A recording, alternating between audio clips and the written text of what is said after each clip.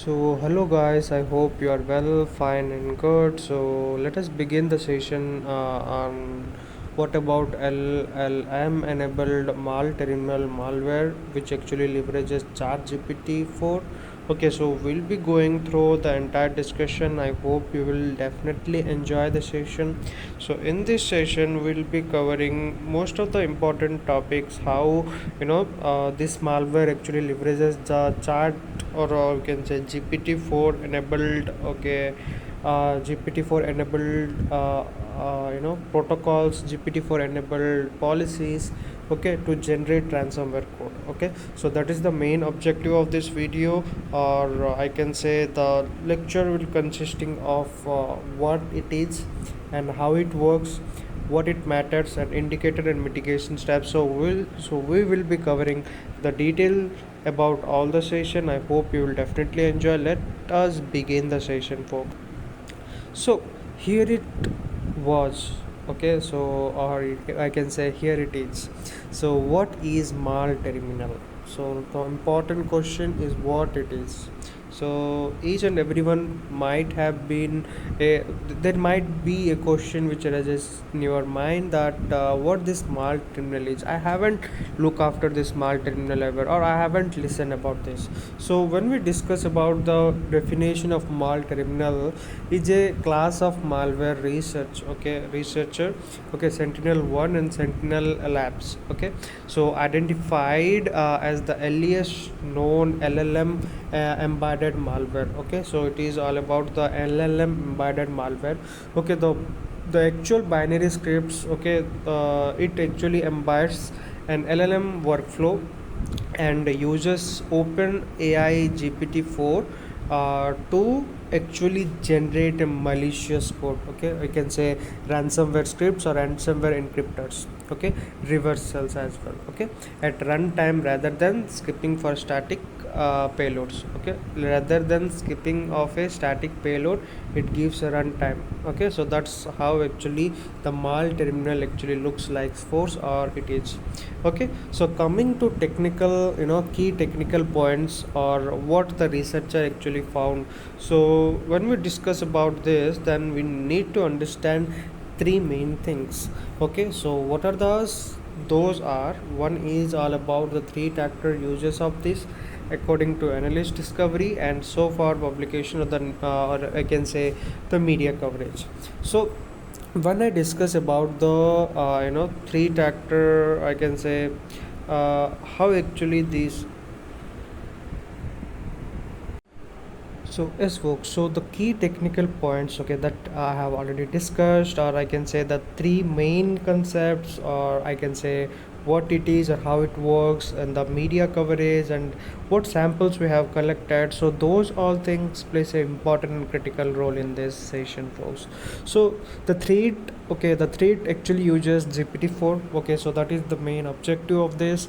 Okay, the threat uses GPT-4 technology, or the GPT-4 bait, which attracts or which becomes a one of the key aspect of doing this activity or suspicious unknowing activities or unwanted activities. Okay, so this chat GPT or GPT, or you can say chat competition API calls embedded in Python script. Okay, so it is an embedded in Python scripts. Okay, Windows executable to ask the model to produce malicious code. Okay, so it actually asks the models to produce malicious code, for example a Python ransomware encryptor or a reversal on demand. Okay, so because this code is generated at a runtime, okay, it is static signature can be bypassed. Okay, so then after analyst actually discovered a hard coded open API. Okay, API, I can say endpoint, and the API key within a sample.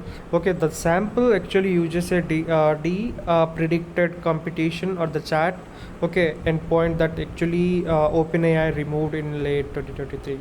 Okay, suggesting the sample origins likely dated in late 2023 and early 2024 according to the risk or the researcher discovery or the analyst point of view. Then after, when we comes about the media coverage, the publication, so far the publication frames MalTerminal, okay, more as a proof of concept, okay, or we can say POC, okay, proof of concept, LE specimen that an evidences of a widespread real world attack or or no confirmed mass exploitation reported so far, okay, as per the coverage. Okay, coming to why this is a big deal. Okay, so why this is a very big deal to discussion or the to be considered. Okay, one is dynamic payload generation, and there is operational flexibility, and there is attribution and contaminant challenge. Okay, so when we discuss about the key main aspect of dynamic payload generation, so malware that ask an LLM, okay, to write code at runtime yield highly variable artifacts. Okay, so this weakened signature based detection is and increases the evidences. Okay, so this is the main aspects of why it is a big deal. Okay, so it doesn't runs on statics, it runs on dynamic. If it runs on statics, someone can easily identify and mitigate, but as it is running on dynamic, it is bit difficult to identify the suspects. Then after operational flexibility, so and a threat actor, can choose any kind of malicious tools, okay, so which actually generates encrypted exfiltration scripts and PowerShell scripts, okay, reverse shell scripts.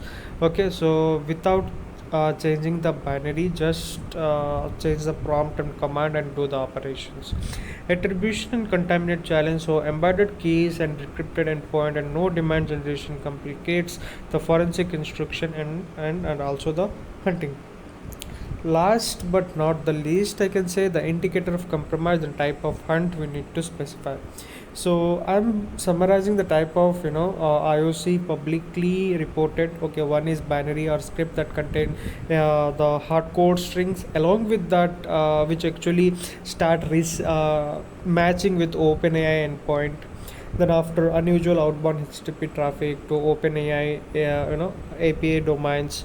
Along with that, process that spam Python interpreter, and then immediately perform any kind of network calls or any kind of dynamically created executable files. So newly created executable scripts or no legitimate build up can be considered as an IOC for detection and can be taken into consideration and mitigation. So here is the thing, 1, 2 and 3. So immediate mitigation and detection playbook or practical. One is block monitor LLM, API agrees. One is we need to block and strictly control the outbound HTTPS to known LLM provider domains.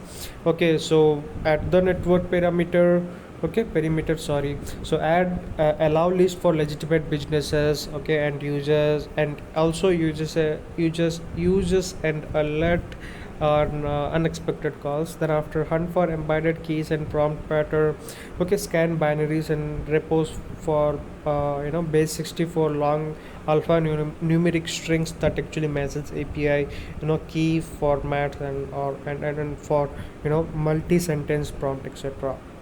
So create detection rules that actually flags executable with such embedded strings, EDR runtime behavior detection, so alert or for any kind of unusual parent or child process relationship, explore the Python network calls file encryption, monitor sudden file rename encryption for mass IO spikes, input or inbound or outbound spikes. So this is how we can mitigate the things, folks. I hope you have enjoyed the session. So till then, thanks for giving your precious time. Thanks a lot, folks.